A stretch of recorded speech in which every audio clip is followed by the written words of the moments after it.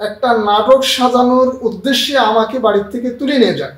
শেষ পর্যন্ত ওরা ব্যর্থ হয়ে আমাকে এমন একটা মামলা দিয়ে দেওয়া হয়। আমার ফ্যামিলি, যেই মামলার কারণে আমার ফ্যামিলিও ধ্বংস হয়ে গেছে, আমার পরিবার সব কিছু আমি একেবারে নিঃস্ব হয়ে গেছি। খালিদ সাইফুল্লাহ তিনি বাগেরহাট জেলার মোল্লাহাট উপজেলার সিঙ্গাতি গ্রামের কারি বিল্লাল হোসেনের পুত্র। গভীর রাতে বাড়ি থেকে তাকে ধরে নিয়ে 6 মাস যাবৎ আয়নাঘরে বন্দি রেখে করা হয় সীমাহীন নির্যাতন। সরকার বিরোধী কর্মকাণ্ডে কি ধরনের ষড়যন্ত্র এবং জড়িত কারা, এমন সব প্রশ্নের উত্তর দিতে না পারায় কখনো অর্ধাহারে আবার কখনো অনাহারে রেখে দফায় দফায় পাশবিক নির্যাতন করা হয় খালিদ সাইফুল্লাহকে।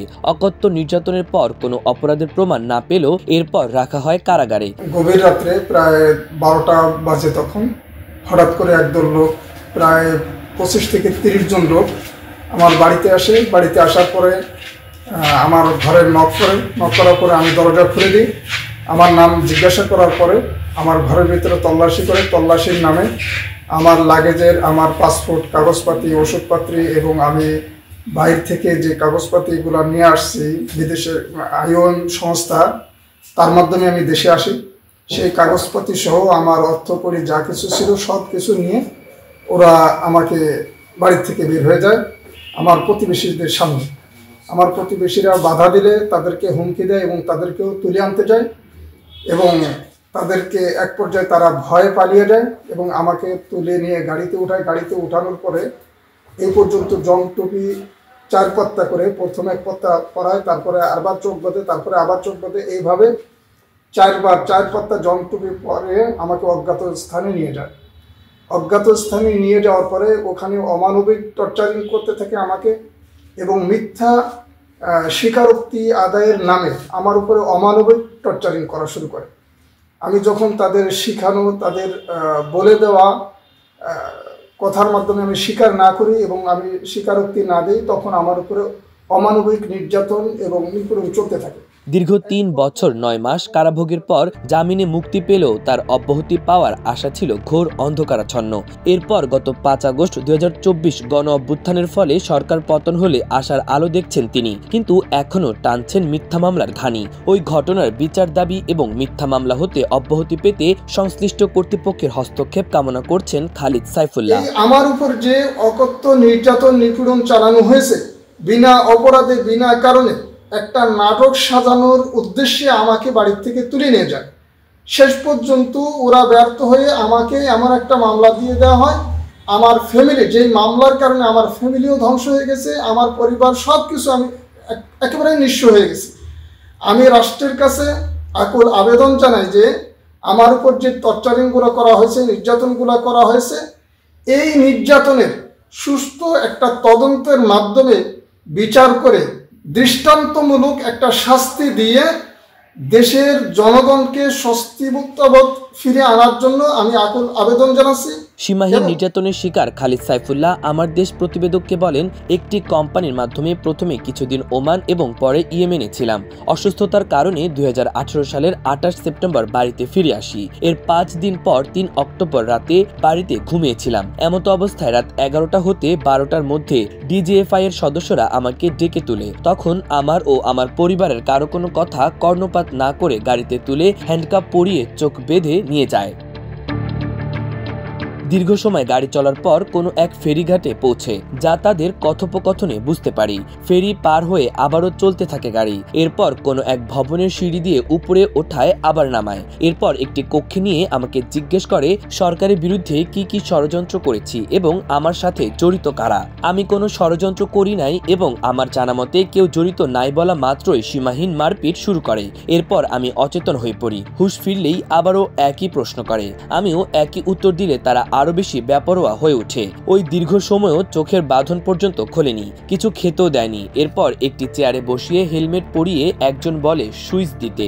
তখন কেউ সুইচ দিতেই আমার মাথায় প্রচন্ড রকম ঝাঁকুনি শুরু হয়। এতে আমি আবারও জ্ঞান হারিয়ে ফেলি। পরে হুঁশ ফিরলেও কথা বলার শক্তি ছিল না। তখন অনেক কষ্টে আস্তে করে পানি চাইলে তাদের একজন আমার মুখে সামান্য পানি দেয়, তাতেই খানিকটা সতেজ হয়ে উঠি। এরপর আবারও প্রশ্ন করে কি কি পরিকল্পনা করেছি। আমি আবারও বলি কোনো পরিকল্পনা, ষড়যন্ত্রের কিছুই জানি না।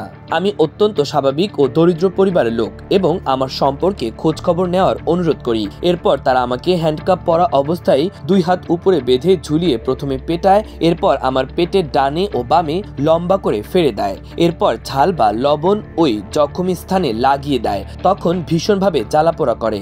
অসহনীয় কষ্টে আমার অজান্তে পায়খানা বেরিয়ে যায় এবং অজ্ঞান হয়ে পড়ি।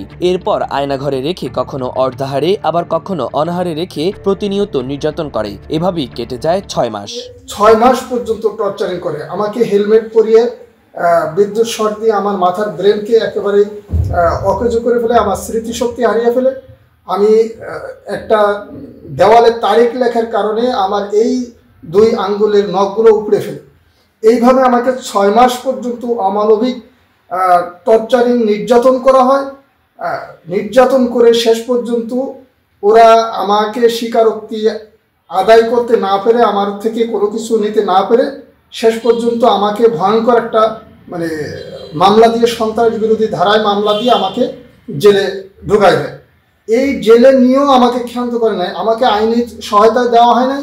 আমি যখন আদালতের কাছে, আইনের কাছে যখন আশ্রয় নিয়েছি, আইনের কাছে যখন আমি জামিন চেয়েছি, আদালতের কাছে আদালত আমাকে জামিন দিলেও আদালতের আন্ডারে ফ্যাসিস্ট সরকারের নিয়োগপ্রাপ্ত যে সমস্ত পিপি যারা ছিল তারা আমার কাছ থেকে মোটা অঙ্কের টাকা দাবি করে। আমার ফ্যামিলি সেই টাকা দিতে ব্যর্থ হওয়ার কারণে,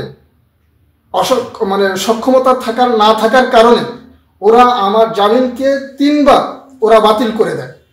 3 বার বাতিল করে দেওয়ার পরে আমার ভিটা বাড়ির জমি জমা সব কিছু বিক্রি করে দিয়ে এক পর্যায়ে আমরা নিঃশেষ হয়ে যাই।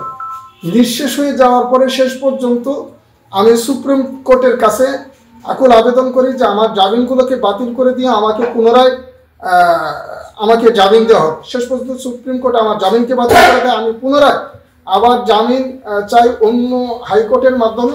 অন্য হাইকোর্টে গিয়ে তারপরে আমি জামিন চাই। জামিন চাওয়ার পরে আমাকে জামিন দেওয়া হয়। দীর্ঘ 3 বছর 9 মাস পর্যন্ত আমার জেল জীবন এবং 6 মাস পর্যন্ত আয়নাঘরে আমাকে বন্দি করে রাখে। এরপর তারা জানায় বাঁশের কেল্লা নামে আমার ফেসবুক আইডি থেকে সরকার বিরোধী পোস্টের কারণে আমাকে ধরা হয়েছে। তখন ভাবছিলাম যে আমাকে ছেড়ে দিবে, কিন্তু না ছেড়ে মিথ্যা মামলায় জেলে পাঠানো হয়। এরপর একাধিকবার জামিন পেলেও সরকার পক্ষের আইনজীবী তা স্থগিত করায়। মুক্তি পেতে সরকার পক্ষের উকিল মোটা অঙ্কের টাকা চায়। আমি উক্ত টাকা দিতে না পারায় কারাবাসে কাটে 3 বছর 9 মাস। এরপর জামিনে মুক্তি পেলেও ওই মামলায় আমার ও আমার পরিবারের জীবনে নেমে আসে ঘোর অন্ধকার। খালিদ সাইফুল্লাহ আরও বলেন, আয়নাঘরে 6 মাস নির্যাতনের ঘটনায় অতীত স্মৃতি ভুলে যাই। এরপর ধীরে ধীরে স্মৃতিশক্তি ফিরে পেলেও এখন পর্যন্ত পুরোপুরি সুস্থ হতে পারি নাই। আমি বর্তমানে একটি মসজিদে ইমামতি করছি। সামান্য বেতন পাই, যা দিয়ে চলতে অনেক কষ্ট হয়। যে বেতন তার প্রায় পুরোটাই ঔষধ কিনতে হয়। আমার স্ত্রী এবং 2টি সন্তান সহ রয়েছে মা ও বাবা। আমার এই ঘটনায় সকলেই বিধ্বস্ত। আমি ওই ঘটনার যথাযথ বিচার চাই এবং ভবিষ্যতে যেন কোনো সরকারের অধীনে এমন ঘটনার শিকার কেউ না হয় সেই দাবি রাখছি। পরবর্তীতে যারা রাষ্ট্র ক্ষমতায় আসবে তারা যেন এরকম নির্যাতন নিপীড়ন করতে না পারে সেরকম একটা আইন করে মানুষকে একটু শান্তিতে বসবাস করতে পারে, সেইভাবে যেন করে যায়, আমি এটাই আবেদন জানাই। এবং আমি যে এখনো পর্যন্ত যে মামলাগুলো ঝুলতেছি, আমার এই মামলার থেকে যেন আমি মুক্তি পাই। মাহবুবুর রহমান ইমন, আমার দেশ।